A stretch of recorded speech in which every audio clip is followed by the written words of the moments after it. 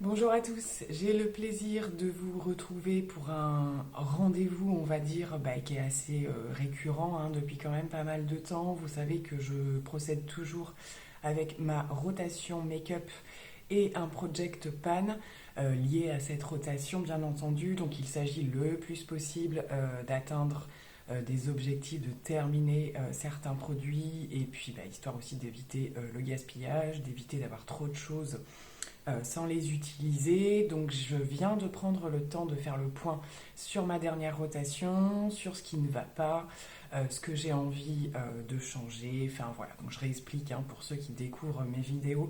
Rotation, donc on est en plus sur une rotation de changement de saison. Donc il y a des choses qui vont évoluer au fur et à mesure, parfois même en cours de rotation. On se rend compte que voilà, il se met à faire beau, plus chaud, donc voilà, au niveau de nos besoins, on n'a pas du tout les mêmes choses. Donc on est un petit peu là-dedans, sachant que le temps fait quand même des caprices aussi, il fait froid, il peut faire assez chaud. Donc je suis dans une phase personnellement au niveau make-up où je cherche un petit peu ce qui peut correspondre au fil des semaines et c'est pas toujours évident. Alors je vais procéder à peu près de la même manière que la dernière fois, c'est-à-dire que je vais vous montrer tout de suite ce qui rentre dans ma rotation et on fera le point sur vraiment ce qui sort de ma rotation, ce que j'ai vraiment à dire dessus, parce que comme il y a quand même des produits dont je vous parle très souvent, inutile de faire trop de redites, je pense. Donc c'est parti, en avant sur les produits teints. Je garde un combo qui marche à merveille et que j'utilise énormément. Il s'agit de la Super Bébé Crème d'Herborian associée à l'anti-cerne de chez NYX, le dernier qui est sorti, le Bear With Me. C'est en ce moment le combo tip top. Vraiment, même si au niveau de l'anti-cerne, il manque une légère touche de couvrance en termes d'hydratation et tout ça, c'est vraiment ce qui me convient le mieux quand même. Donc là, un combo qui va encore me suivre. Je vais réintégrer le fond de teint L'Oréal, le sérum, c'était le sérum de teint que j'avais mis de côté quelques temps parce que beaucoup utilisé. J'avais également beaucoup jonglé au niveau des teintes, ce qui n'était pas forcément évident. J'étais sur la teinte intermédiaire, donc qui est plutôt la 2-3. J'avais tendance à la mélanger avec celle qui était un petit peu plus claire au-dessus, mais là je pense qu'arrivé à cette saison ça va être nickel et j'ai besoin de voir ce qui donne sur ma peau en ce moment. Je réintègre également le goût d'Apple de chez KVD. Il m'a manqué. Il m'a manqué. C'est vraiment un produit que j'adore. Je vous en ai beaucoup parlé. Je trouve qu'on en parle un petit peu moins en ce moment. Mais vraiment, voilà, quand j'ai besoin de choses un petit peu plus couvrantes, bien que la bébé crème soit juste géniale là-dessus, ce fond de teint, c'est vraiment un gros coup de cœur. Je vous ai reparlé plus dernièrement du fond de teint de poudre de chez L'Oréal que j'utilise seul ou accompagné d'un autre produit plus light dessous. Donc lui pareil du coup il vient d'arriver donc je vais le garder. Je vais retester parce que ça fait très longtemps que je ne l'ai pas utilisé le fond de teint Fit Me chez Maybelline. Donc qui est un fond de teint plutôt couvrant, plutôt matifiant, qui floute les pores. On est sur, je pense que ça fait largement plus d'un an que je ne l'ai pas testé. Le dernier que j'avais eu était trop clair. Donc là, je vais tester la teinte 104. C'est vraiment pour me refaire un avis. Je ne sais pas s'il va me convenir encore aujourd'hui. Petite parenthèse concernant le fond de teint Charlotte Tilbury que j'avais remis dans ma rotation. Là, je vais le retirer parce que j'ai suffisamment de produits. Simplement, ma fille a fait des tests dernièrement et c'est celui qui lui convient le mieux, selon elle. Voilà, donc je suis un petit peu surprise parce que je ne m'attendais pas à ce que ce soit ce genre de produit qu'elle apprécie. On est bien si elle se met à aimer mes marques préférées. Donc je pense que moi je le sors de ma rotation, je vais le laisser à disposition parce que elle en met très peu et vraiment pas souvent. Mais bon, c'est vrai qu'en termes de couvrance, il est génial par rapport à ça. Donc elle floute un petit peu son teint et ça s'arrête là. Donc il sort, mais il va rester quand même un petit peu à disposition. Côté anti-cerne, je vais refonctionner avec 3, mais je suis pas sûre que ça reste comme ça, comme je vous le disais, par rapport aux réactions de ma peau. On va voir, je vais ressortir le Anastasia qui lui en général fonctionne juste merveilleusement bien et limite mes zones de sécheresse on va dire. Le Sephora également, qui normalement se comporte bien par rapport à mon dessous d'œil dans toutes circonstances je pense. Et comme je vous le disais, je vais retester le Infaillible de chez L'Oréal qui lui est plutôt vers une plus forte couvrance. Un petit point sur le nouvel anti-cerne de chez KVD, la teinte est un chouïa clair, là arrivé avril, ça commence à être un petit peu juste. Voilà, et puis je refais voilà, des petites marques au niveau des dessous d'œil. Donc je sais pas trop. Je pense qu'il vaut mieux que je le laisse de côté pour l'instant. Le problème, c'est qu'en avançant dans la saison, il va être carrément trop clair. Affaire à suivre pour ce produit. Je vous en ai pas reparlé la dernière fois, il me semble, mais j'ai toujours avec moi le correcteur de chez Charlotte Tilbury qui, lui, intervient justement dans ces fameuses périodes où j'ai beaucoup de mal à travailler, corriger au niveau de mes cernes. Hein. Donc, c'est le petit produit comme ça, texture un peu baume que vous venez appliquer et qui camoufle bien, qui atténue bien et qui vient un petit peu aussi combler là où il pourrait y avoir des besoins. Donc lui, il reste tout le temps dans ma rotation, c'est juste que parfois je m'en sers plus que d'autres. Fixateur, je garde le NYX, je l'adore, le Plump Finish, donc fini repulpant, j'adore ce fixateur.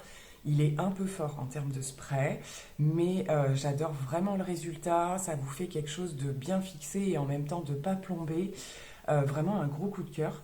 Toujours le All Nighter, vous savez, hein, j'associe au niveau de mes produits, on est toujours vers au cas où si je veux du très mat, au cas où si je veux quelque chose de plus léger, frais, etc. Donc en général, j'ai deux produits un peu différents pour pouvoir vraiment adapter le style de make-up que je réalise.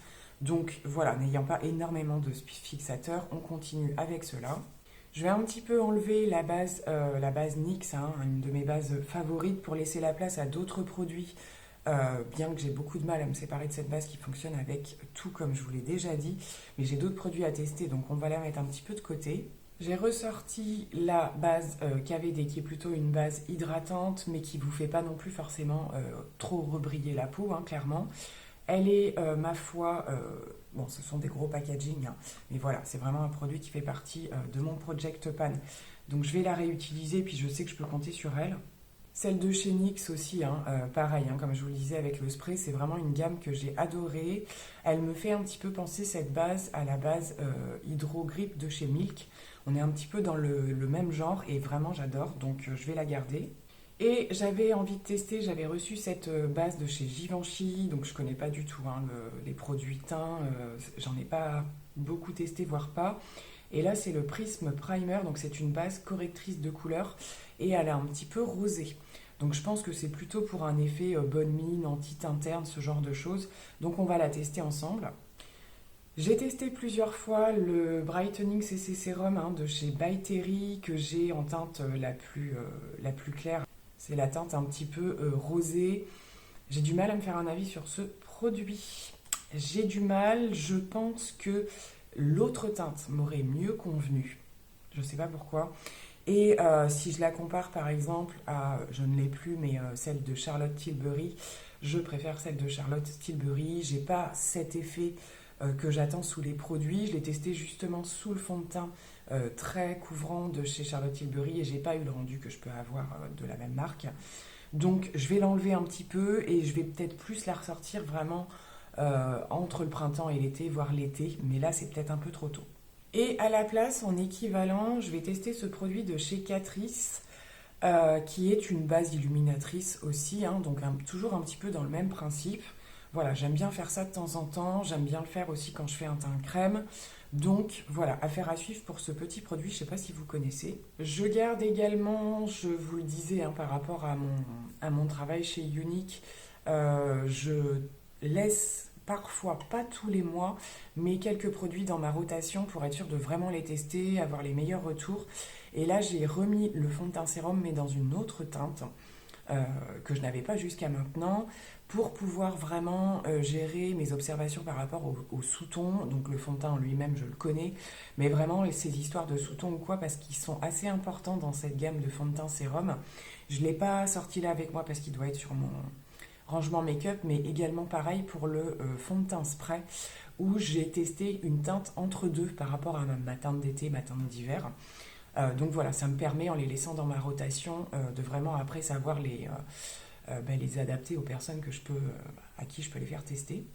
Côté poudre, eh bien sûr est arrivée la Huda Beauty. Donc elle, voilà, je vais me mettre à la tester. Je vais la tester plusieurs fois avec plusieurs produits, donc elle intègre ma rotation.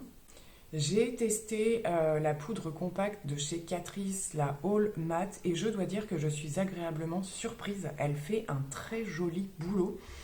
Je vais la garder, je pense, parce que j'ai envie d'un petit peu plus creuser les choses. Et j'avais en combo celle de Charlotte Tilbury, hein, bien entendu, qui est très très souvent dans ma rotation. Mais là, pour le coup, pour mieux tester la Catrice qui m'a vraiment agréablement surprise, je vais retirer la Charlotte Tilbury. Je vais tester cette petite chose toute bizarre qui semble être un produit coréen. Donc ce serait la marque Effolar. C'est une poudre illuminatrice, je pense. D'après ce que j'arrive à traduire, donc tout est en anglais, après c'est pas et tout écrit en coréen, mais je vois Shine Finishing Powder, en gros, voilà. Donc j'ai quand même envie de voir sur les zones que je veux laisser lumineuses un petit peu, par exemple quand je fais des produits crème au niveau du teint, etc. Et ça m'intrigue un petit peu. Donc au niveau du packaging, c'est une espèce de petite mousse comme ça, et vous venez tapoter directement, le produit sort. Donc voilà, un petit produit un peu original à tester. Pour les autres produits teints, je réintègre le Physician Formula, qui est toujours en train de se creuser. Là, ça faisait quelques temps qu'il était en dehors de ma rotation, donc je vais le reprendre avec le plus grand des plaisirs. Ainsi que le blush MAC que j'avais, donc c'est pas le tout premier que j'avais, c'est le deuxième qui est plutôt dans les tons un petit peu rosés, qui est un peu plus light, je trouve, que le pêche que j'avais avant. Voilà, je vais continuer de le tester. C'était pas mon préféré, mais voilà, là comme je l'ai laissé un petit peu quelques temps, je vais me refaire un avis. J'ai ressorti le bronzer crème de chez Shiglam que j'avais énormément aimé, donc je le ressors. Je fais pas mal de teint crème en ce moment. Et ce petit blush de chez Sephora, je sais pas si vous vous en souvenez, quand j'avais fait la vidéo, je vous avais vraiment dit que c'était un coup de cœur ce produit. J'en ai pas repris d'autres depuis, mais j'avais vraiment beaucoup aimé, que ce soit la pigmentation, le rendu sur la peau, c'était vraiment super sympa.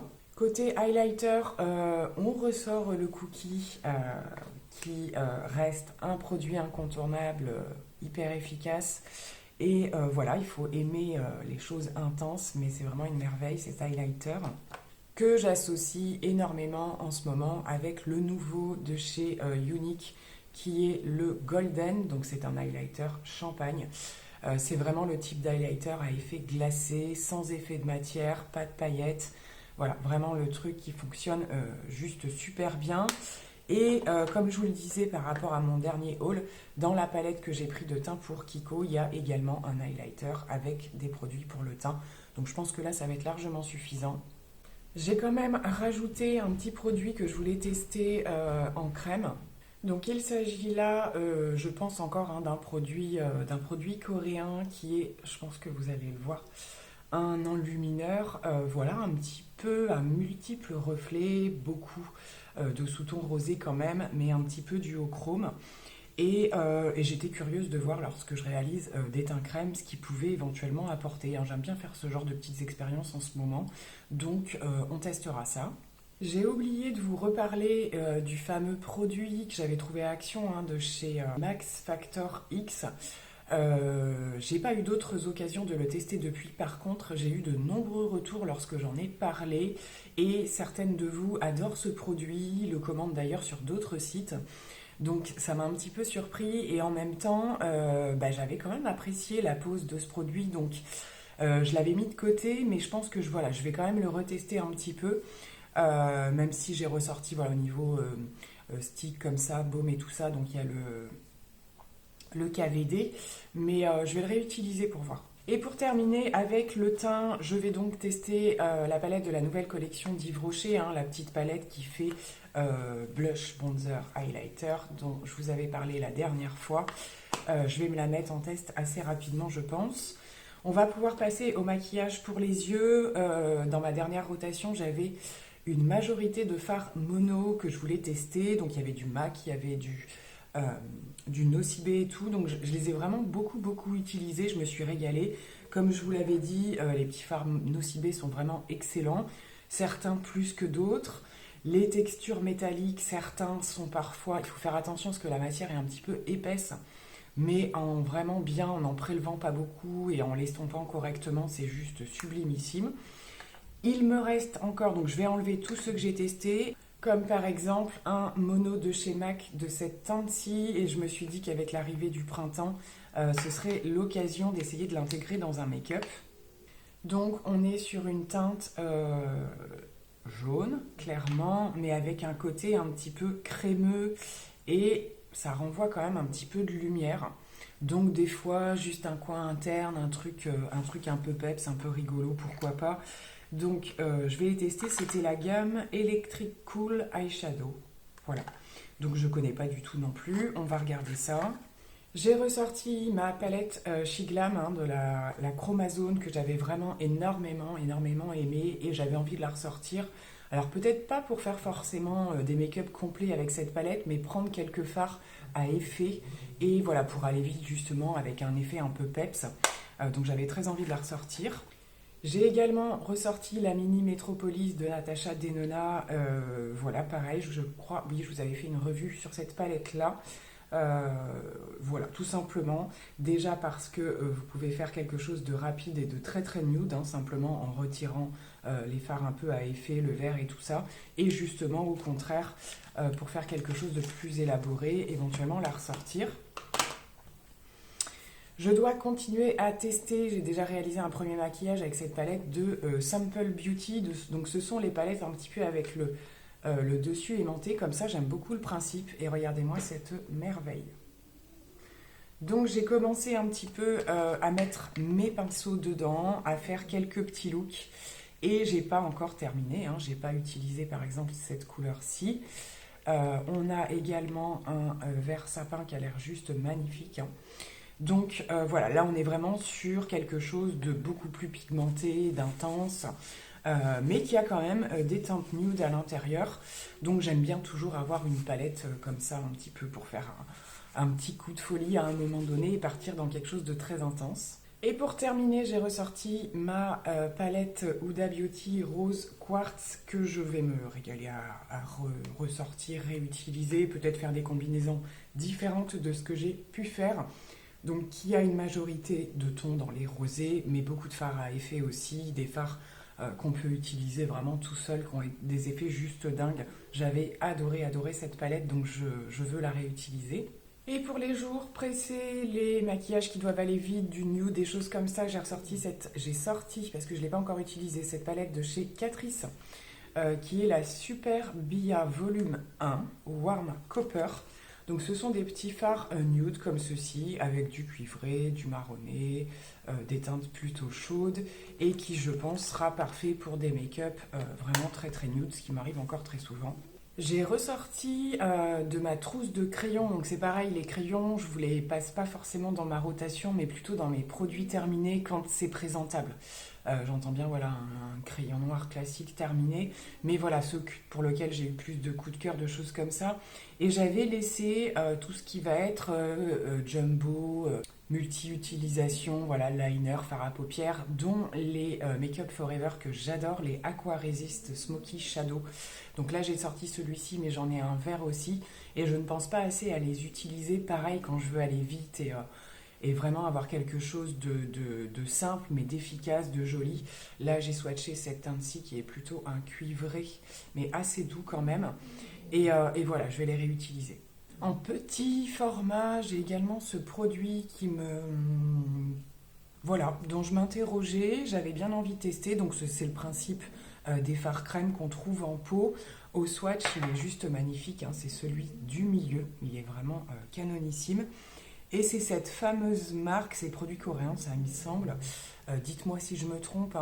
Vous avez le nom dans le petit carré, là comme ça, juste imprononçable, on ne sait pas comment il faut le dire. J'ai des swatchs et des farces partout. Bref, donc j'ai bien envie de le laisser quand même et pour y penser, parce que sinon si je le laisse comme ça poser et que je ne le mets pas dans ma rotation, je ne vais pas penser à le tester. C'est au niveau aussi en termes de tenue que j'aime bien voir quand les produits sont extrêmement crémeux comme ça, si ça file pas dans la journée ou quoi. Je vous avais fait une vidéo concernant cette palette et le maquillage d'action de manière générale. J'avais été fort agréablement surprise. J'ai eu quelques petites déceptions depuis au niveau de quelques lumineux dont je vous avais parlé. C'était pas si impactant que ça. Après, très bonne qualité quand même. Donc j'ai quand même un petit peu fait le tour par rapport à cette palette. Je vais la sortir. Donc on va brièvement parler de ce que j'ai pu terminer. C'est jamais des quantités astronomiques, mais voilà, il y a quand même des choses qui se terminent. La base de chez Dior Backstage que j'ai adorée, qui m'a quand même duré super longtemps, même si c'est parce que J'en utilise plusieurs en même temps aussi. C'est vraiment un excellent produit, elle et le fond de teint d'ailleurs. Voilà, de toute la gamme. Je sais que l'enlumineur aussi teint est a priori quand même super bien. Il n'y a que l'anti-cerne qui semble avoir de plutôt mauvais retours. Mais je trouve que toute cette gamme qui était sortie il y a quand même pas mal de temps était vraiment chouette. J'ai également terminé les crèmes concentrées de chez Embryolisse, que je vous disais que j'utilisais énormément. Alors surtout au niveau professionnel, mais aussi sur moi. Voilà, c'est vraiment un produit miraculeux, je trouve, qui fonctionne super bien. J'ai terminé un liner de chez Unique, donc avec une mine extrêmement fine, qui vous fait justement quand vous voulez un liner très très fin, très très précis. Il est vraiment idéal pour ça. J'en ai toujours un en backup déjà par rapport au travail, mais aussi parce que je l'utilise énormément. J'ai terminé le mascara Paradise, le Lash Paradise, donc qui est la nouvelle version qu'ils ont sortie, donc de chez L'Oréal. Je l'ai déjà acheté plusieurs fois, je l'adore. C'est vraiment un excellent mascara. C'est une brosse qui se présente comme ceci, donc avec des poils et une brosse assez grosse quand même. Il fonctionne super bien sur moi. Je vous avais dit, et c'est arrivé, que le Curl Bounce de chez Maybelline donc, avait été un coup de cœur dans un premier temps, lors des premières utilisations. Et puis au fur et à mesure, il a très très vite séché. Manque de produits, même au niveau de mes cils, lorsque j'arrivais à attraper, ça fonctionnait moins bien. Donc je ne sais pas trop ce qui s'est passé. Voilà, il était vraiment bien. C'est quand même assez rare que dès la première utilisation, on ait tout de suite l'avis général et définitif d'un mascara. Mais là, il a vraiment très très mal vieilli. Donc rien que pour ça, je ne le rachèterai pas. Et j'avais également terminé un mascara de chez Mesoda qui était sorti dans une édition limitée. Donc c'est les gammes que je trouvais à Nose. Donc la gamme Saint-Valentin, c'était Red Valentine avec une brosse très très grosse comme ça. Il était assez sympa quand même. Je l'avais bien aimé.